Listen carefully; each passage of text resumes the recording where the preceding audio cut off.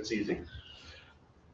Hello and welcome again to In the Treehouse, a podcast every week that we talk with business owners about your dreams and business and challenges and all that kind of stuff, and just have good conversations. And happy to have you with me. I'm Coach Connor here in North Georgia. Nice weather today. Yeah, nice sitting by the fire. It's a good day for us to be here. That's right. I want to welcome my good friend Alex Hodge here today with Hodge Excavating, or Enterprises. It's HE, I know that. Yes, Which is it? J. Hodge Enterprises. J. Hodge Enterprises, okay. And Alex and I have gotten to know each other through Rotary and doing some other things, and really appreciate the chance to get to know you. Glad to be here. Appreciate the invite. Like I said, it's the first podcast, so yeah. Well, hopefully first of many. Yeah, absolutely. So we are called In the Treehouse because we have a little treehouse up behind us here. There you go. Okay. That's the impetus for it, and it made me think that all of us, right, had a treehouse or a fort or a clubhouse or something when we were a kid. That's right. And so when you were of that age, what was your treehouse or what was your clubhouse? So I actually had a pretty cool treehouse. Dad was good to me. I think it was probably about 15 feet high. It was probably about, I would say 10 by 15 on 4x4s. Yeah. Was the clubhouse. It had a trap door. It had, I'm not sure if you're familiar with see-through plastic on the roof. Yeah. For the roofing. Yeah. And it had its own porch up front. Yeah. So, wow. great treehouse. You had a nice treehouse. I got lucky. Yes, yeah. And what kind of games, imagination, what were you dreaming of when you were up there? We did everything. Yeah. I mean, at one point we had a sailboat. My dad parked a sailboat under it. We pretend to sail around the world. I mean, we tried to make it better. We did all sorts of, we played, all sorts of board games, manhunt. Yeah. As we got older, it became like a capture the flag. We play capture the flag around the neighborhood. Yeah. So that would be one of the, one of the forts right, that you get to get the flag out of it. Yeah. We protect it. We had crazy snowball fights when it snowed. It was an awesome place. And that was here in Atlanta? Yep, Alpharetta. Yeah. Alpharetta coming here. Yeah. So, all right. I grew up in, I'm not sure if you're familiar, Tidwell Road. It's more towards going in downtown Alpharetta. Oh, okay. All right. Cool. Very good. And you're so young. That was only, what, 3 or 4 years ago? I wish. Yeah. We could go back and it won't be that far. No, it's probably, I'm 32 now, so I think I moved away from that house when I was 13 or 14. So it's been about 20, probably about 20 years. Wow. Yeah. So from being a kid in Alpharetta, you go to Alpharetta High? No, I was actually more on the Cumming side. So Alpharetta, but it was Cumming zip code. Okay. So Gotcha. Little in between there. Yeah. We're more on the north side, Alpharetta, right there on the Cumming line. So I actually went to Midway Elementary. Yep. South Forest High? No, I went to Vickery. Okay. And then actually West, I would have went to South, but West was just built. Yeah. So we were one of the first, I think we were the first freshman class. So exciting. That was when Forsyth really just took it off. Yeah. Once they put that school there, the rest oh my gosh, yeah. I tell people all the time, I grew up in Post Road and it was nothing. Pastures. Yeah. That's what it used to be. Yeah. Yeah. I have a few friends who live off Post Road right down there. And then I think I read in your bio, did you go straight from that to UPS or? So I went to school. I mean, you're enterprising. You probably had jobs all the while. Mom and dad owned a paint business throughout my childhood and into my 20s. I'll say when I did work, I worked with dad landscaping, painting. I didn't really have, I did odds and ends, right? I really didn't start my work career, first job essentially until I was 17, going off to college. And, like I said, I'd always worked for dad. Went to University of North Georgia for a couple of years. Okay. Decided school really wasn't for me. Yeah. Come back and make money or take a break off to really rethink, and started at UPS and went driving out the gate and was making 30 plus an hour as a 21-year-old. Yeah. So I was like, this is what I'm going to do the rest of my life. Yeah. I was there, by the way, when I was in college. Okay. So way back when, I was loading the trucks, and I wasn't making $30 an hour. I started offloading, and I just, my work ethic took me there pretty quick. They were like, oh, and then once they got me on the road, it was hard to take me off. Yeah. They were allowing people to file grievances for my seniority. Yeah, they would rather me. It cost. I might get in trouble for saying this one. It cost them less to put me on the road and get a route done than pay somebody who would go out there and fall and complain about you going over them. Right. Yeah. So UPS was good to me. Absolutely. And while you were doing that, you decided you wanted to create a side hustle. So I'd always played in the dirt growing up, right? Yeah. As I say it now, I play in the sandbox. The sandbox just got bigger. Yeah. It always got bigger. So I try to tell my guys every day, you can't hate this job. You play in the sandbox. Yeah. But yeah, I was at UPS for 6 years. I wanted to do my thing so bad. They were running me into the ground. I was 24 getting hernia surgeries. Oh, gee. Yeah, I've had 2 since. Oh. I haven't had any since I left. Yeah. But I wanted to buy a dump truck. I had a good buddy in the paving business. Yeah. He was telling me about all the money they were making. I said, Yeah. I wanted a dump truck.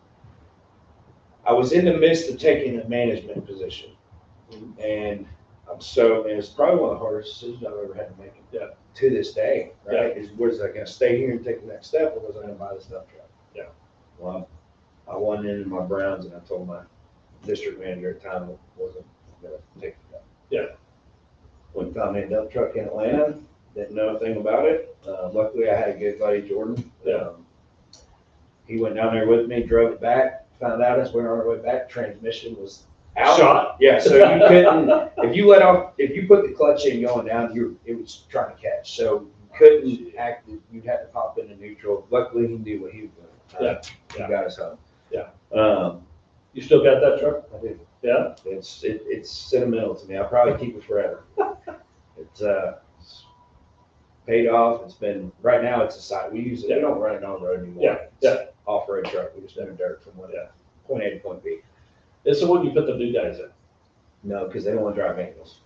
Yeah, so I had to upgrade to automatics throughout my time to get better quality drivers. Yeah. See, I drove that manual. I drove it for 2 years myself. I drove every inch of Georgia in a dump truck. Yeah. So, but I brought it home. I taught myself how to drive it up in the mountains. Yeah. I would go up there on the weekends.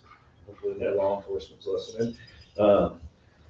But I taught myself how to drive it. Jordan drove me to the DMV, and I failed that first time, and second time I passed. And we hit the ground running. That's awesome.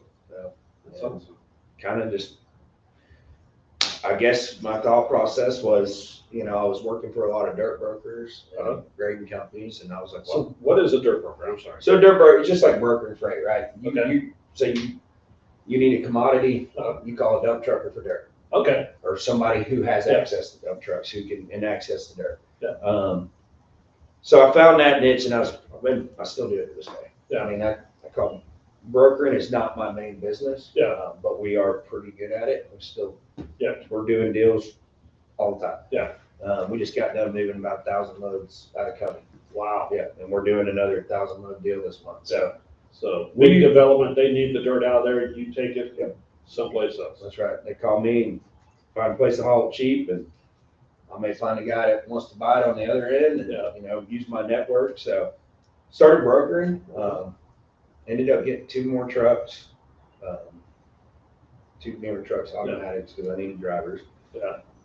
So then we were full force brokering. We were probably running, the amount of lease trucks that we were running, and we still do. I mean, we've had hauls where we've run 50, 60 trucks. So I gained a pretty good access to lease trucks and a network of lease trucks. Gained a good partnership with Dennis O'Brien and that, and he's, really, he was brokering with another guy and said, hey, we're going to join forces and really take this to the next level. So it came to the thing, and money's always the motivation, and the site guys and stuff, we were just having a hard time getting paid. So we said, we're doing a lot of these sub work for them. We said, we're going to be a site work company. So in 2023, I made the decision to go full turnkey site work. utilities and all. Wow. Partnered up with a guy who knew his utility stuff and brought him on to do our utility work, and to this day he's still here, still helping us.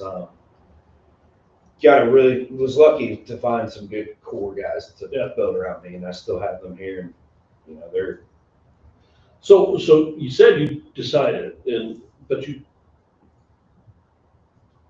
what was it that went through your thought process of going from, okay, I'm a dump truck, I got 3 dump trucks, I'm making decent money. Mhm. I could continue to grow this out and make good money, Yep. but I'm gonna take this next step and go over here and do something I've never done before. the way my mind works, and this has got me going on site development, was okay, I'm a dump trucker, I'm working for brokers. Well, how do I make sure my dump trucks work every day? I don't want to rely on somebody to make sure I have work. Yeah. I put that in my hand. So I decided I'm going to broker there. Okay. Because now I control my trucks running. Yeah.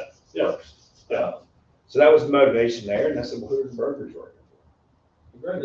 Second. So it would give me an opportunity to, one, own the dirt, own the job, so I could make more money brokering the dirt. Yeah. And that's kind of led me to where, my goals now have, I'll be honest, it's, when I first started this, I just wanted to be a single operator dump truck. And I was knocking down 2,000 to 3,000 a week take home. Yeah. I was living the dream. Yeah. Single guy, having fun. Yeah. But my mind has I'm a competitive guy.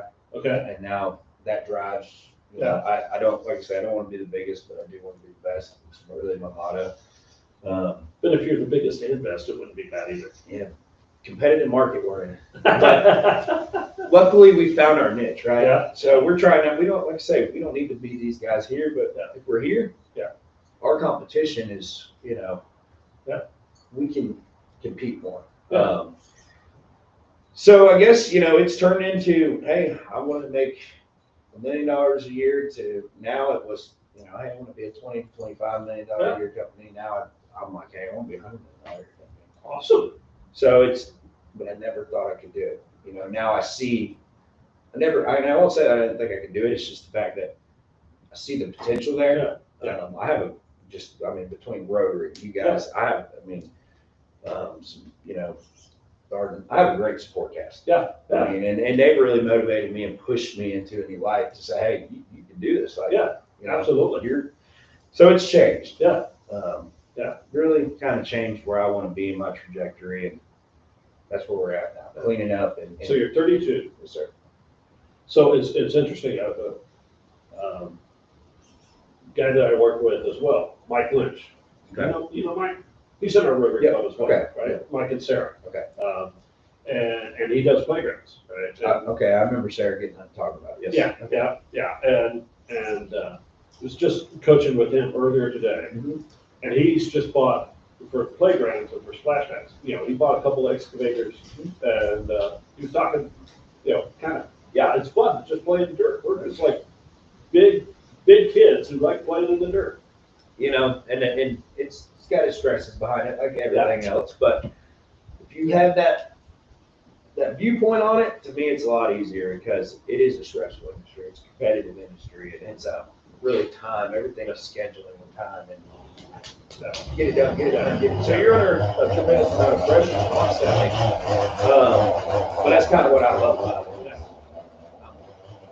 I thrive on the pressure aspect of it. I do better last minute than I do 2 weeks before, right? So, and let me just say, this is the danger of being outside. The neighbor, his lawn crew has just decided to come in and start doing some street trimming or something up there. So we'll see. Looks like we had a storm last night. Looks like we had a tree that got blown down. So they're doing some cutting. So sorry about the background noise. We'll talk louder. we can improvise. We'll improvise. We'll see how it goes. But part of it is you're doing what you have to do. Doing what I thoroughly enjoy, and that's. I'm a sports guy, so you look at it like, play sports, you're professional. What you do is train and you work at it to be the best you can. So now, what I've finally found, I'm not too old to play professional sports. Let's be honest, but Unless it's ball. not even golf. But I finally found something that I can perfect my craft. That's what I love. I'm constantly trying to perfect my craft. No off season. It's 24/7. And getting better. Like I've always, as a kid, whether it was roller coaster tycoon or video game or something, I always like to build and see how fast I can grow it. Right? So that's really the motivation behind it. Now that you've got good guys that come on with you, now there's more. Because you've got them that you're trying to take care of. So in what, 6 years, 7 years, you've gone from one dump truck to a company, a couple million. Yeah, we're about 4 to 5 annually. 4 to 5 annually. With probably the next 5 years to do. I don't think the next 2 years will probably be 5 to 10. Okay. So goal right now in the next 5 years is to hit that 20, 25, see where our margins lie, and if we can make good money in 20, so, and I guess that's kind of figuring out where we can make the most money, right? It's not all about but where we can benefit and make the most. Yeah. So that's awesome. we've got in the residential development now. Okay. We're doing site work for residential. Our bread and butter has been commercial for the last few years. Two, like I said, now I'm trying to play on site development stuff. I've got a few deals that I'm working with some guys that, I'm trying to put some work equity into it and be involved on the overall deal itself. Yeah. So I got one in ball ground. We're actually we're in rezoning phases. Yeah. So where you're looking to go, it's not just doing the site work. It goes back to making sure I got work. And always, where does the source of it come from? Right. Where? I want to be working for if we don't have a project this month, hey, we'll go develop this over here. Yeah. So, and that's a model that the big guys do it. Yeah. All the big guys do it. They have their own properties tied up, and when they ain't got nothing going on, they do it for them. Yeah. So, and then they're making money on all of it. So you mentioned some of the stressors, and we have a lot of people who are small business owners like yourself. What keeps you up at night? Owing people money. That's probably my number one stress in this. And I think it's probably everybody. I hate owing people money. Yeah. And it's the hardest thing to do. Yes. It's in this industry, especially, there's times where 60 days. So Yeah. it goes back to the cash flow. Yeah. Having that cash flow support is huge. Well, and I think to that end, I mean, you doing 4 to 5 million. I think a lot of people who are out there who are at the million and a half, 2 million, they think, oh, if I could only be at 4 or 5 million, I wouldn't have cash flow issues. It doesn't get any easier, does it? It just gets the cash flow gets bigger. Yeah, it's just more zeros at the end, but That's you right. still have the same That's right. issues. Because you're buying more equipment, to do that for, at least in my business, do that 4 or 5 million, I'm either renting it or I'm buying equipment. So my equipment notes are getting higher. But when you look at it from that perspective, right, your equity and your assets is Are growing. That's when I look, do I have a lot of money? Like, no, not at all. Yeah. But on paper, I have equity and assets, and that's what the bank values, right? Yeah. So at the end of the day, if I have 50 pieces of equipment that I've paid off in my career, every piece of equipment's worth $50,000. I got $2.5 million. So my perspective on this thing, it's not all about how much money is in the bank and what cash flow you have. I'd say the other thing that stresses me out the most is employees. I'm a real diplomatic person. I hate. I look at it and go, man, if I got to get me or what, I don't know if it's be right. I want to work with professionals. So that UPS model really instilled in me. So, and then take care of them. That's probably 1, 2, 3 because I am a customer service business.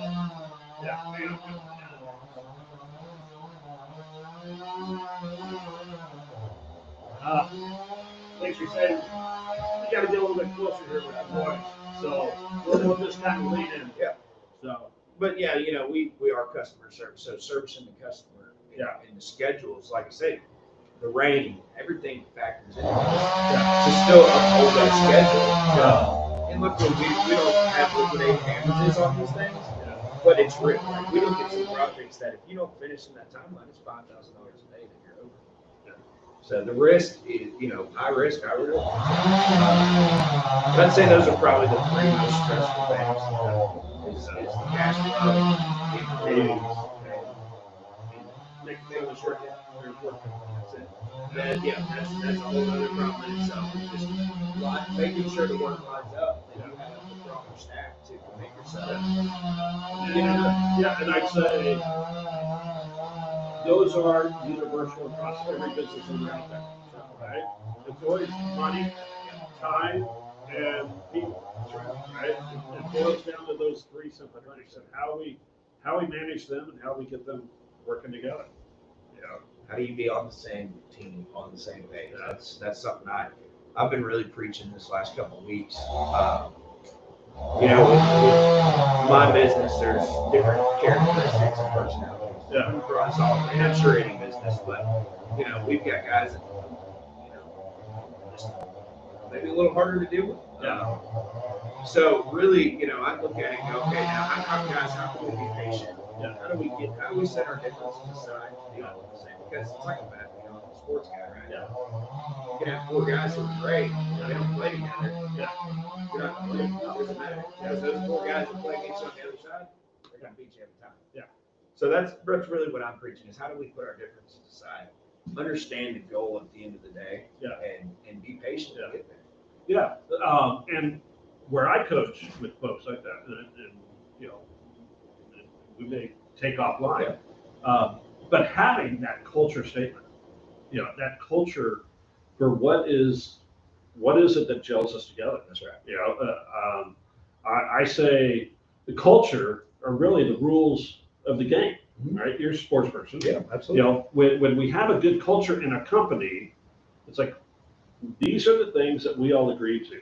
These are the things that we'll be patient with each other. We'll, support each other. We'll work with integrity. We'll do whatever it is that are your values, but this is the things that bind us together.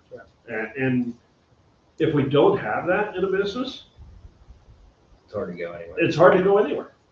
It's you can call it stuck in the mud. I've been using the term lately, treading water. I've been telling my guys, we can tread water here all you want to swim or you want to keep treading, because that to me is the difference in like where we're at in our businesses.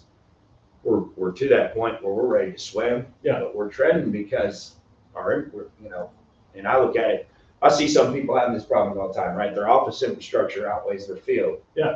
Our field's great. We get work done. So now it's like, okay, well, I'm going to catch the office infrastructure up to it. And that's been a whole nother learning curve for me. As someone like, I'm a doer. I believe, my philosophy in business is if you work harder than anybody else, you'll get there. Right? So that's why, in dump trucking, I'd run 24/7 a day. That's what it's at. It's sleeping. That thing had no heat and air. I'd be bundled up, but I was, I knew the goal at the end of the day. So I do it. So you're looking to scale big time, right? Double in the next 3 years and double again in the next 3 years. And I think it's possible. And that's why I say my perception's changed, because before I'd be like, man, I was happy to hit this 4 million mark. Now it's like, shit, we get half of what we did this year, we'll crush that, right? Now it's like, okay, now we're really starting to play and be a player. And so how do I compete and be with this competitive market? How do I sell myself better, and how do I get better work? So we've really grasped the technology. We're completely integrated on our equipment. So we've got GPS. We set up a model on the job, and it's not as easy as it sounds, right? You still gotta have some skill to it, but Dozer, for example, if I'm pushing the road, I'll put it in auto mode, and that blade will go, once I set it about this high, the blade takes over. Really? And it cuts that grade to like 100th within an inch. Wow. So we can go in there. I may not have the skilled guys, but I've got the technology. And we found that we can go in there and do these jobs twice as fast. Wow. That's incredible. So the technology's been fun, but with the stuff they have for these equipment these days is unreal. Yeah. You'd blow your mind. Yeah. So So as you're scaling, people are one thing that you have to do. Yep. And we were just talking before we came on that you're hiring, yes, sir. right? You need people. Yep, that's right. So if people want to come and work for you, how would they find you?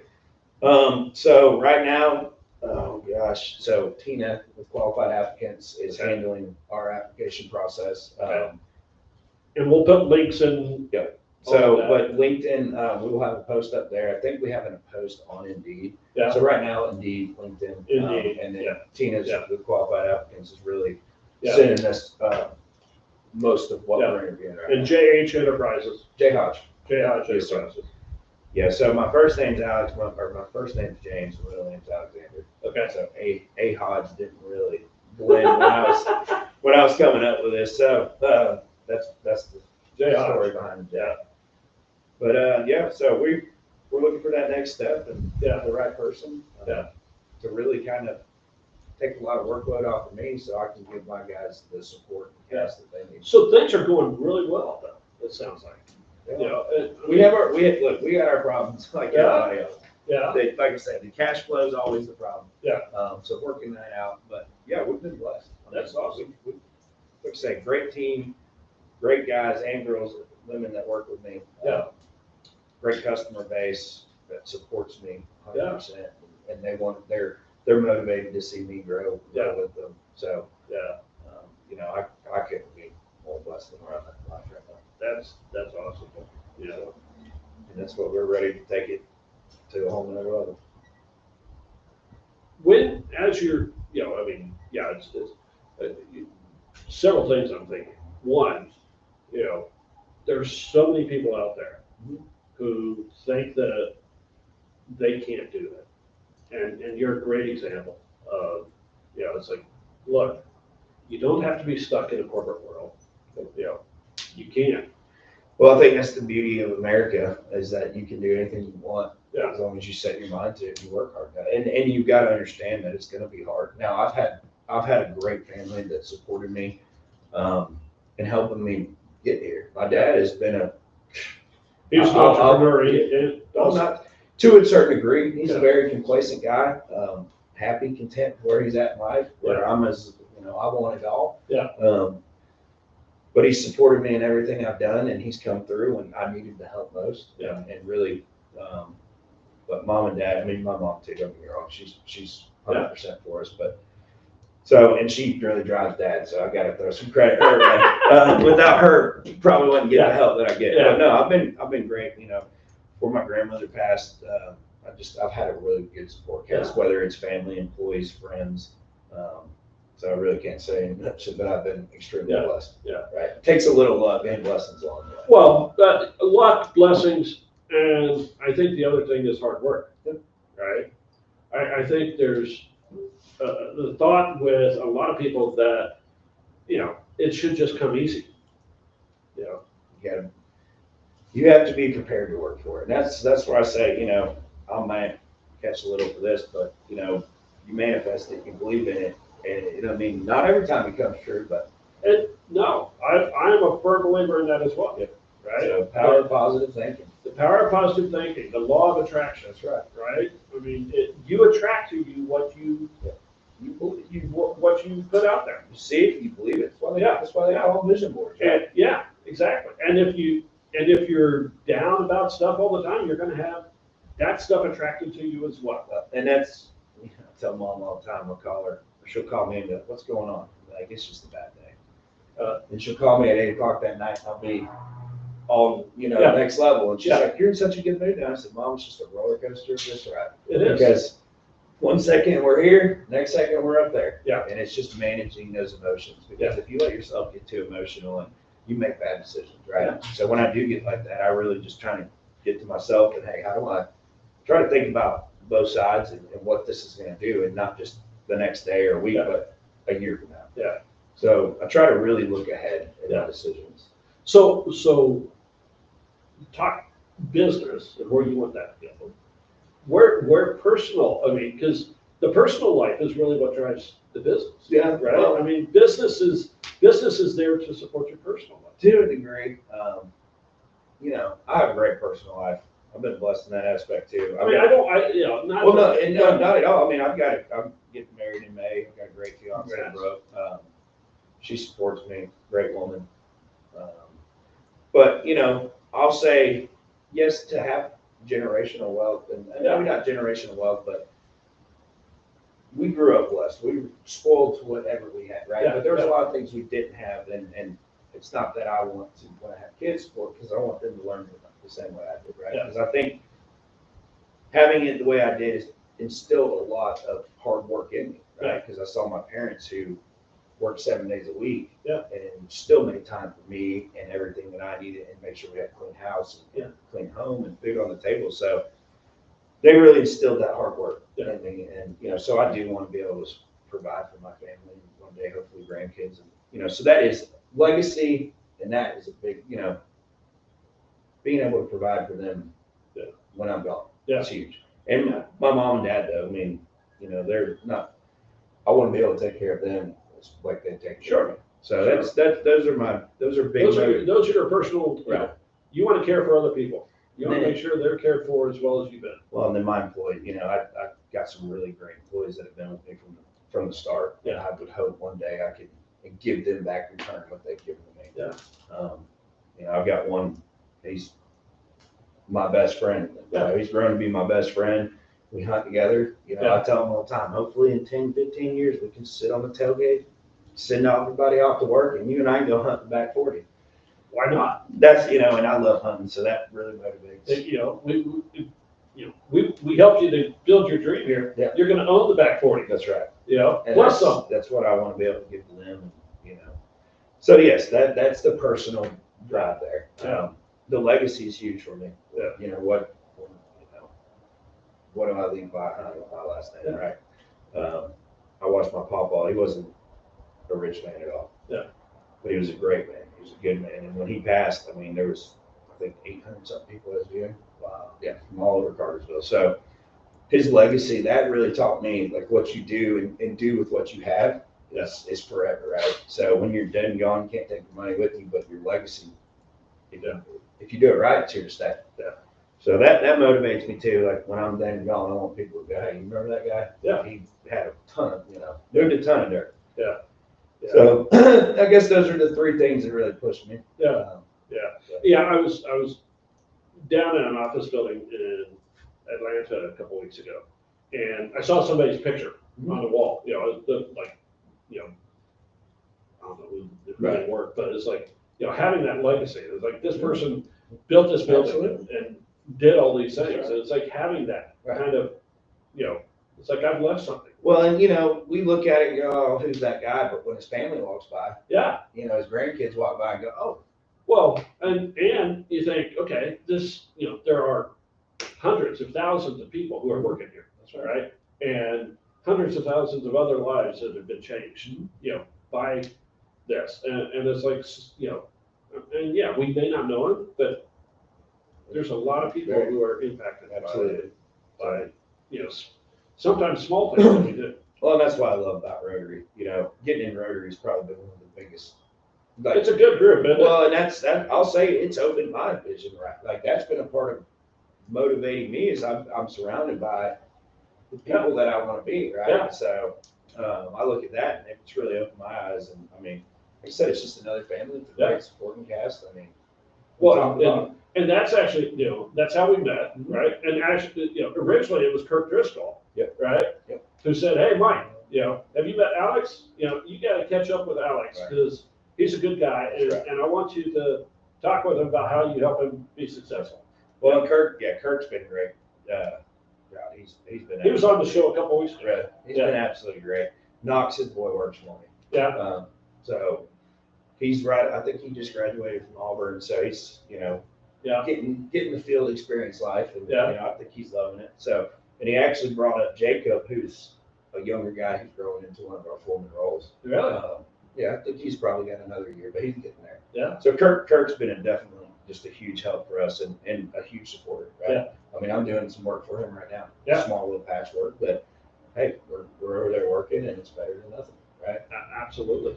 So just, I could shout out everybody, but I've had a really good support cast. I mean, Darden Couch has been a huge. Darden, he's a great guy. He's a character. He's a great guy. I hold him here. I mean, Yeah. he's been not only a great mentor, but a great friend to Yeah. me. I mean, him and his whole office staff. I can say, the amount I owe them for the support they give me, I don't think I'd ever replace. So it's really, having people like that in my life is what, like I say, it's pushed me to realize what my capabilities are now. Yeah. So my thought process is totally different than it was last year. Yeah, that's awesome. That's awesome. It's been great, and Rotary, we give back. So it's like you said, what can we do? Yeah. It's not all about money or anything. It's about giving back to your community, and that's what I love about that. Yeah. So it's been great. It's been a great last year and going into this year, so it's exciting. Yeah. Yeah. Well, if you were to put yourself in the Treehouse today, right, and dream, what would you be dreaming? I don't know. As we grow up, we all want to be so many things, but I've always wanted to be an entrepreneur. My own, and Yeah. I've always wanted to be my own business owner. What that was, I didn't know. Yeah. But I finally have found the thing that I love to do that, right? So you got to find what you love because it's hard. It's really hard. So you gotta really love this. But as my dad says, he always saw me playing on big trucks and equipment. So I don't think the dreams changed that much. No. It's just the scale of it. Yeah. Yep. Yeah. So it's bigger and bigger and that's right. wider. And, Then they get bigger. Yeah. When we got our first skid steer, we got a tractor. Now we got I think 2 skid steers. We got two dozers, 3 excavators, 3 dump trucks, a couple service trucks. We're about to hopefully get 3 or 4 more pieces. As soon as we get some more of this contract stuff under the contract, we'll be buying more. that's awesome. So We're hoping to do a lot more county projects this year. We're involved with some Cherokee County projects we're really trying to go after. Yeah. Some stuff in Alpharetta, which I think y'all see hopefully soon, and it's going to be some pretty cool stuff. So you mentioned making sure work comes in, and one of the things you kind of alluded to is the connections or relationships that you have built that's really bringing work in, right? Which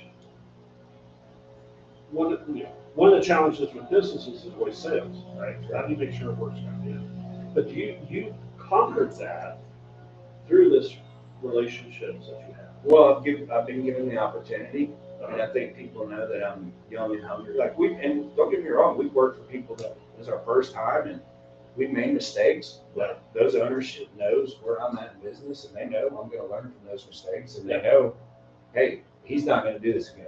Yeah. So just by doing what we say, I say it goes back to customer service. If we got customers that call us on a Sunday with, we'll have blowouts because, we call it acts of God. You can't control how much rain comes. Yeah. But you got a blowout, the neighbor's freaking out. Yeah. What do you do? Yeah. We have guys down there on a Sunday. Yeah. And we may eat it, Yeah. but just take care of our customer. So they know that. So they Yeah. continue to come back. And with the site work, you can go very wrong. Everybody looks at bottom dollar, but I think when it comes to site work, people really understand that it's a complex trade that has been taken. Your whole project schedule is dependent on us. Yeah. If we mess that up and then we come in there and we're low bidder and we change order the crap out of you, we may never see you again. Yeah. So we believe, when we do have to change order, it's when we absolutely have to. Yeah. Yeah. So I think combination of that, communication, we try to communicate with our customers. We got a problem, we call them before they call us. And then, I think it really goes back to just doing what you say you're going to do. Yeah. If you're going to make a promise, come through. Well, but then where I was going was there is a strong relationship that you have built with people. Oh, yeah. And I think a lot of business owners don't understand the value of that relationship and nurturing that relationship and having that trusting relationship.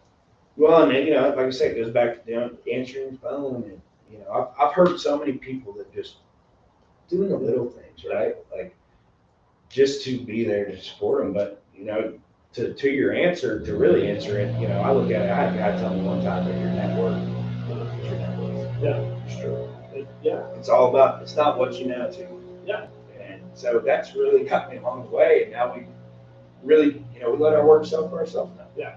We GPS. We try to grow with times. We're part of Georgia Utilities Contractors Association. So we're trying to follow in the path of the guys that have done it the right way. Yeah. My thing is I don't need to reinvent the wheel. Yeah. I don't need to get McDonald's. I can be a Burger King. Yeah. So, but I think, and it's being hungry, aggressive. I'm not afraid to make a phone call. Like I'll leave here and I've got a guy who's done a lot of paperwork for me to call and say, hey, I need to know where we're at. Yeah. I need some feedback or I'm not going to pick it, right? I don't need to get everything, but I need some feedback. So I think it's customer relations, being active in it. Yeah. And this is, people are short-term memory in this business. Oh, really? It seems like so. If I bid a job, I may call that estimator for it. He's not going to forget. You're not afraid to call him back and push him. No. Because I want the work. So if I want the work, I got to do everything I can. But I think a lot of people are afraid to make those follow-up calls. People are, I'll say, I don't want to say scared, but I think nervous of rejection. Yeah. I'm not. Yeah. Getting over that fear. I will shoot my shot with anything and anybody. Yeah. And it may have started from knocking on doors, deer hunt, believe it or not. Yeah. So I like to door knock and hunt people's backyard. So that was it took a while to get over that fear. And after you get cussed out a couple times and then you get your yeses, you realize like you can't have everything, but if you ask enough, you're gonna get. So it's the same thing in business. You bid enough, you're gonna get it. That's where we're at now. I'm bidding so much that I know what my ratios to win are. Yeah. At least past, and I'm like, okay, well, if I bid this much, chances are we'll get this much. And then it's finding new customers and just always take care of what you have. Yeah. But where we're at is we're trying to get that growth. And I guess showcasing yourself. Now we can say, hey, we have references. We met all these people. Yeah. So when you get the opportunity, you got to get in there and do it right and show people. That's what keeps them going. Yeah. Work harder and do what you say you're going to do, and take it over. Yep. And believe that you can do it. That's right. Put it out there. Know that it's available. This card's right here. Yeah. I'd like to say, I envision a yard full of tractors. It was hard to, as I've grown, it's hard to kind of envision. Now I can see it. Yeah. Because I'm like, God, we're really starting to climb that hill. Yeah. So it's work hard, do what you say you're going to do, believe it, and you'd be surprised what happens. Yeah. Because I'm learning as I go. Yeah. So and like you and I will talk, about coaching in the next level, because that's something I've never had. I see what I'm a good observer. Yeah. I catch on quick. Yeah. So I may go into a meeting and see how these people did it, and I'm turning around, I'm implementing it the next day. Yeah, absolutely. Yeah. Yeah. And that's where, as a coach, it's like, it makes me think there's a TED Talk that was out a number of years ago about somebody that, he was a surgeon, and he had somebody come in and observe a surgery accident, and he his mind, he's the best surgeon out there, right? Nobody's better than me. But he had a guy observing, right? And the guy just was taking notes the entire time of his surgeries. And, then the feedback, afterwards, was like, well, knocked it out of the park. It's like, yeah, you did okay. But did you know that, you were holding your hands like this, but if you held your hands like this, it'd be, that much better. And if you did this, and you did this, and you did this, and that's where, having those observers, having coaches who see what you don't ever see. Well, it goes back to sports. I mean, you're coaching your football. I mean, you can't see what you're doing like you can. And the highest performer people always have coaches. Well, I think it's another perspective to hold you accountable, right?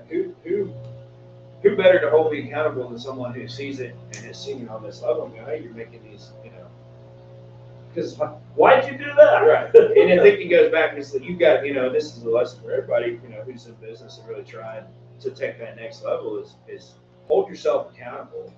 Start with you as your leader. Yeah. Right? Yeah. So I You're can't ultimately hold responsible. this guy accountable. Yeah. I'm gonna hold myself accountable first, and then figure out why I didn't put him in a situation to Yeah. succeed. Yeah. Or at that point, maybe it just wasn't. Yeah. I'm gonna look at myself first. Yeah. Fix your mistakes. Yeah. Learn from your mistakes. I tell my guys all the time, mess up, it's fine. Yeah. Don't show somebody. Yeah. Don't hurt you. Learn from them. Yeah. If you learn from your mistakes, we'll be fine. It's a success. That's right. Yeah. That I went to school for a little bit. I've heard people ask me, "Do you go to school?" I'm like, "Oh yeah, I went to school." Yeah. Yeah. My school costs a lot of money. Yeah. Because I've had to pay for a lot of lessons. Yeah. Yeah. So Failures are learning lessons. that's right. And if you learn from that failure, it's a lesson. Yeah. And, if you look at it and go, I failed. There's a reason why Elon Musk, is happy when a rocket blows up in midair. That's right. Because he's learning from. That's right. So yeah, and that's how you embrace failure. Yeah. Hey, I'm going to learn from this mistake. Yeah. So I'm going to get better. Well, Alex, thanks for coming on today. That's awesome. I appreciate it. I really appreciate it.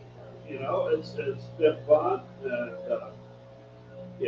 Been fun to talk about myself a little bit. yeah, there you go.